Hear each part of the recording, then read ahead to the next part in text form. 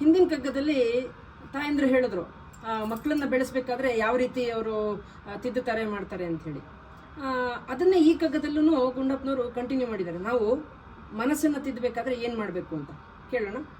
ಅಂತಾನು ಮಿಂತಾನು ಮೆಂತು ನಿನಗಾದಂತೆ ಶಾಂತಿಯನೆ ನೀನರಸು ಮನ ಕೆರಳಿದಂದು ಸಂತವಿಡು ತೊಮ್ಮೆ ಶಿಕ್ಷಿಸು ತೊಮ್ಮೆ ಶಿಶುವೆಂದು ಸ್ವಾಂತಮಂ ತಿದ್ದುತಿರು ಮಂಕುತಿಮ್ಮ.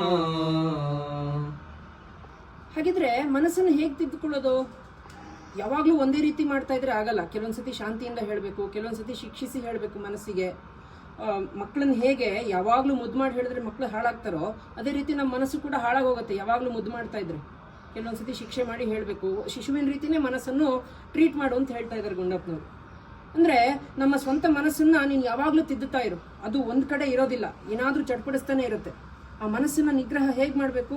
ಬೇರೆ ಬೇರೆ ವಿಧಾನಗಳಿಂದ, ಸಾಮ ದಾನ ಭೇದ ದಂಡ ಇದೆಲ್ಲದನ್ನು ಪ್ರಯೋಗ ಮಾಡಿ ಮನಸ್ಸನ್ನ ತಿದ್ಕೋ, ಮನಸ್ಸನ್ನ ಸರಿ ಮಾಡ್ಕೋ ಅಂತ ಹೇಳ್ತಾ ಇದ್ದಾರೆ. ನಮಸ್ಕಾರಗಳು.